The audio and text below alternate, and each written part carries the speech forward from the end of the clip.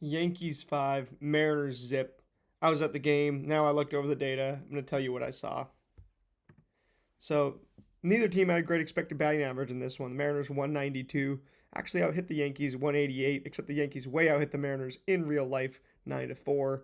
Obviously, Mariners get blanked, their first shutout of the season. Now, why did this happen? Really, it was that the Yankees had a swing happy approach. They executed it. They knew we're going to swing at what Logan Gilbert gives us, whether we like it or not. And the Mariners said, we're going to try to wait out on Fried and see if we can work some walks and stuff. But with a control artist like him, it just wasn't going to work. So Max Fried versus the Mariners offense, and Max Fried, a kitchen sink approach. I might just start calling him a KitchenAid mixer because he just mixed it up in this one. He ends up going 7 innings, allowing just 3 hits, 6 strikeouts to 1 walk, 90 pitches, only 4 hard hits allowed as well. And he kept the lineup guessing with 7 different pitches, 5 at least 10% of the time. Come to think of it now, I don't know if there was a single time where Max Fried threw the same pitch twice in a row to a Mariners batter. That's how much he was mixing it up.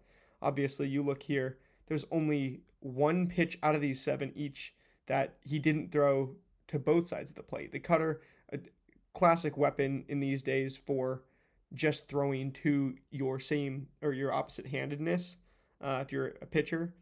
But everything else goes to both sides of the plate for Max Fried. So neither side of the plate can say, okay, confidently, this is what we're going to get in terms of a pitch mix. Almost every single pitcher has a completely different pitch mix to righties and lefties in today's day and age, but not Max Fried. He mixes it up to both of them quite a bit. And yeah, there's a difference in the usage on each of these pitches from side to side.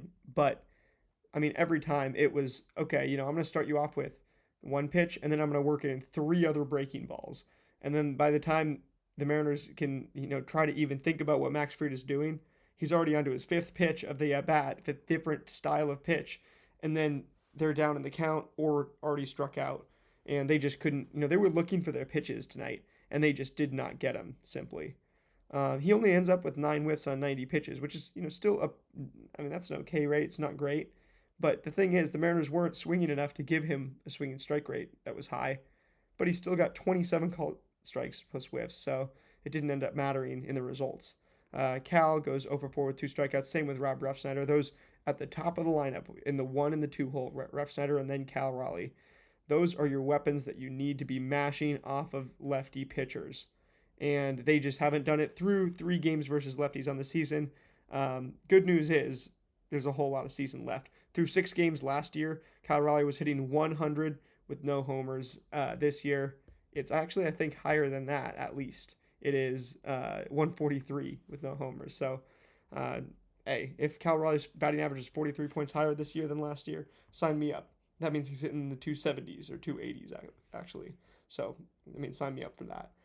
Anyway, all practicals, all kind of ironic jokes aside and sarcasm aside, the Mariners just didn't hit the pitches they got. They had 1 walk total on the night. They were clearly looking to lengthen these at-bats, and they just did not do it. 7 strikeouts, but only 1 walk total on the night. So the Yankees weren't even going to strike guys out that much, especially Max Fried. Didn't even strike out a guy per inning, but didn't matter, because the Mariners weren't hitting him up. 4 total base runners, just not enough to conceivably make a difference. And I mean, they were just guessing the whole time, waiting for their pitches, never got them. This game flew by because of it, too. Then the Yankees offense versus Logan Gilbert's low and slow, conservative outing. On the other hand, right, Max Fried attacked the Mariners. He said, I'm going to throw all my different pitches at you, and you're going to have to figure out which one of them you want to hit. And the Mariners didn't do it. Logan Gilbert was like, okay, I've got to stay conservative versus this lineup. I can't throw my stuff way up in the zone and attack these hitters. I'm going to try to keep it off the plate, not catch too much plate. And Logan Gilbert's a really good pitcher. So for him, this was just a little too conservative of an outing. He kept a lot of those breakers really low, and then he still hung a couple because you're going to make a couple mistakes. That's just how life goes. It's how baseball goes. And his line ends up filled with stuff on the box score. So 5 1/3, 7 hits allowed, 5 earned runs, 3 walks, 6 strikeouts, 95 pitches, and 7 hard hits on it on those 95 pitches. So he got BABIP'd in the first inning. There was two singles that might not have been singles. One that went right by Naylor looked like just the positioning might have screwed us up there, and then one where it was kind of high fly ball into the outfield, and then it just fell right next to right in no man's land. Cole Young was trying to track it all the way to the line from second base. Victor Robles coming in, he was towards right center, and he tries to get over to the foul line, and I mean they end up scoring some runs in the first inning. And after that, Logan was even more conservative, quite possibly, and like he was trying to be super conservative, and he still left a few breakers too high. It just shows, I mean, you might as well go down, as life, the life metaphor is, which comes from baseball. You might as well go down swinging. As a pitcher, you might as well go down throwing haymakers, because you got to go down fighting. You can't just be too conservative. And he pitched way too much to contact as a result of it. When Logan Gilbert should be a strikeout artist, he had like a 30% strikeout rate last year. It was something crazy, if I'm not mistaken, or like a 30% even whiff rate. Like at certain points, he was getting like these 10 strikeout 5 inning outings last year. When he, like, down the stretch, he was looking like a top 5 guy. That's what it was. He was just striking guys out left and right. This one, he just didn't show that same level of attack mode. And it's funny because Luis did. Now you look at this pitch plot, you're not going to look at this and overanalyze it too much. The red is the forcing fastballs. But when you do look at this, the main things you want to look at is, the idea that, okay, you throw all these sliders. These are the yellow, right? You throw all those, a couple of them still catch the middle of the plate, but it felt like you were being super conservative with them, not throwing enough of them way out of the zone. Like, put more of them over here, to the opposite sides of the plate. You got the don't worry about giving up walks. It gave up 3 walks anyway, trying to be conservative. And he kept so many breakers low. This is just a lot of low stuff. He wasn't catching the bottom of the zone, which you might as well just catch the bottom of the zone and live with the results. Like, you still ended up having a poor outing, on the stat sheet, on the box score, when you played conservative. So you might as well just be full of confidence. And Luis' success against this lineup yesterday was what Logan kind of needed to replicate. They were swing happy. And you see, Logan actually had 14 swinging strikes on 95 pitches. 5 more pitches than Max Fried, but 5 more swinging strikes. 31 called strikes plus whiffs. So he was getting the strikes, but he still wasn't going in zone enough. Like, there's just too much out of the zone here. You want him living far closer to the zone than this. I got to check his zone percentage tonight, because I bet it was really not that high. Logan Gilbert, 45% zone percentage. I'd like to see that over 50. Max Fried with a 50% zone percentage. He was just doing really even keel stuff. He wasn't going too far in any direction, and just made them, it was like, oh, Mariners, you're going to have to hit my stuff. And early on in the year, when they haven't seen too much of pitchers like Max Fried, it worked out. So yeah, he still racked up a ton of whiffs, just didn't capitalize, and he also had 2 20-pitch innings. So if you're going to go attack guys, go attack guys. It is want to know every pitch. It is, stay, a little bit conservative, a little bit consistent, but the even keel Max Fried approach is not what Logan Gilbert is going to live by. He is going to live by being a strikeout monster. That's just what he is. He is big, tall, commanding. The Randy Johnson comparisons don't just come from the Mariners uniform. It comes from the lanky and attack style, frontline starter look and feel of Logan Gilbert. And not to be too abstract or too, looks wise, but that's how it feels watching Logan Gilbert pitch when he is just commanding the strike zone. This is not commanding the strike zone the way that Logan Gilbert usually does. And I'm not worried about anything moving forward. If you still like to play before this season, 2 starts or 6 starts, whatever it is, should not make you feel any differently. We are way too early for that. There is nothing that we are taking, 6 games into the season that we should be saying, oh, this is a cause for concern, because of the performance. But he just needs to find the happy medium between that younger, harder throwing attack version of himself and this mature, refined version, because it's in there somewhere. It just wasn't there tonight. But I'm encouraged for what he can do moving forward still. He came on so hard in the second half last year. The bright spots from tonight. Got to talk about a few bright spots, right? Cole Wilcox, 2 innings pitched, 3 strikeouts, 3 hard hits on 31 pitches. So there was a couple hard hits, a couple mistakes, but he was challenging the Yankees hitters. It was a breath of fresh air after watching Logan look like he almost knew too much. Was knew thinking too much and had maybe even scouted and studied too much. Even though I hate to say, it's not like you can scout or study too much, but I mean, Cole Wilcox was completely unafraid. He looked like, you know what, forget it. I wasn't on this team, a week ago on the opening day roster. I wasn't on this, 6 days ago. I got called up 5 days ago. I'm not even supposed to be here right now. Let me go out and do my stuff. And it worked out. He struck out 3 guys. He looked like a challenging guy to hit. The 96, 97 on the sinker and the four-seam fastball, weapons to both sides of the plate. And, I mean, he looks talented both on TV and in person. He had movement on his pitches, on all of his pitches. And his slider went up to, 86 is the kind of the magic number for a good slider. If you get up to 86 on your slider, you're in business. But he was getting up to 87 and even 88. So I'm really encouraged for what Cole Wilcox can do moving forward in this bullpen.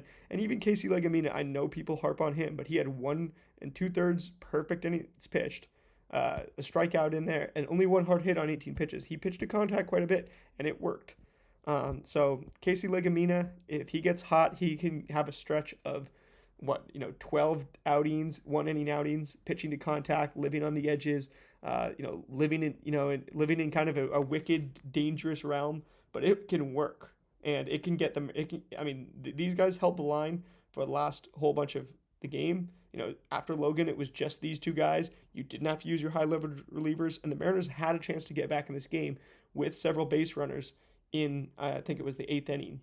It was the 7th inning maybe, I think. But yeah, the Mariners had a big chance to get back in this game. Unfortunately, they didn't capitalize, but that's baseball. Cole Young did end up 1 for 3 with another hard hit. He's still batting .333. The OPS is still up in the high 900s. He's still looking like an absolute breakout this season. And Josh Naylor's first hit of the season came tonight. I mean, he just laced one into center field. It was off a lefty too, so lefty on lefty crime. That's harder than it is for him to hit righties. He also grounded into a double play that ruined that chance, quite probably for one of those chances, those few chances with base runners the Mariners had on the night. But to get mad at Josh Naylor for being a streaky contact hitter when he hit .292 in this ballpark last year, 6 games through the year, that's not something that I want to get in the business of doing. I'm definitely not at that point. I see how even keel Josh is compared to the super on-edge version of himself from earlier in his career. And again, that balance, I think he's really just finding it. Last year, he really had it, and I think he's I think he's right there. Like Josh Naylor is, a couple feet away from like a 300 batting average right now, even though he's got like less than a .050 batting average. I don't care. And he had 2 hard hits on the night as well. So, he definitely still knows how to hit the baseball. And he's even had a couple walks. He's got like a 15% walk percentage he's got a pretty high walk percentage even in spite of all the stuff. That he's endured the first 6 games. Julio, 1 for 4, 2 hard hits, looks like himself. It would have been fun for him to hit a homer on One Piece night, knowing that he's a big One Piece fan, and that's all, just some, festive type of, prediction, stuff like that. But, it didn't happen. I know it's going to happen pretty soon. This day game tomorrow is going to be super fun. Whoever wins this day game tomorrow definitely deserves to win. And I've got to, sometimes you just got to tip your cap. I tip my cap of the night in this loss. Max Fried, I think, came out and had a really good game plan. But my tip of the cap tonight goes to Ben Rice on the Yankees. I'm a big fan of his profile offensively. He had 2 hard hits, 2 hits, 2 for 2, 2 runs scored, an RBI, 2 walks. Didn't get out tonight. He basically was perfect offensively, just doing exactly what the Yankees needed and doing exactly what the Mariners didn't want him to do, which was get swing happy. And it was the Max Fried, Ben Rice, the fried rice combo that did the Mariners in. It's funny enough, I came home, I had some leftover fried rice that I had after the game. It was just what was in my fridge. I went to it first, and then And I realized I was making this video, darn, of course I ate fried rice after the Fried and Rice beat the Mariners. It's unfortunate, but you got to tip your cap to the Yankees. They're a good team, and facing good iron sharpens iron type of opponents at this point in the year is exactly what you want. Because now you look ahead to the Angels and the Rangers that you're going to see on this road trip. It's like, oh, we get to go play some divisional teams, and we played some of the best in the AL who were competitive until the very end and into the playoffs last year. These are the teams that you want to face first, and then those are the teams that you want to go face on the road after this. So I really like the way the schedule actually lines up for the Mariners. Tip my cap to Ben Rice. I can't wait. I think tomorrow, the day game, 95% chance of rain. I'll be there too.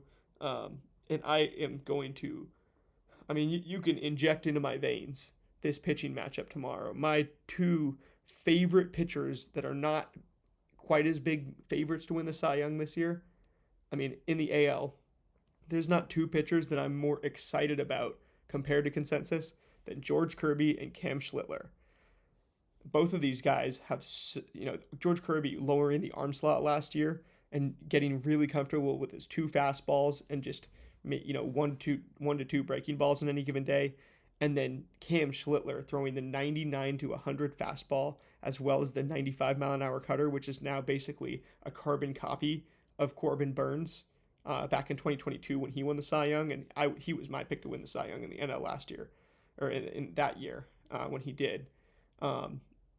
This, I think, is just super exciting stuff for the meta of baseball, which I love talking about on this channel. Let me know if you like that down in the comments below. The comment question of the day, do you like it when I talk about the meta of baseball, or would you rather hear me just talk about the Mariners and whatever their matchup is that day? Going 1-0, in my opinion, I say going 1-0 a lot. Going 1-0 relies on understanding baseball. And 1-0, paying attention to baseball throughout the league on any given day, I think that definitely helps. So let me know what you guys think of that down in the comments below.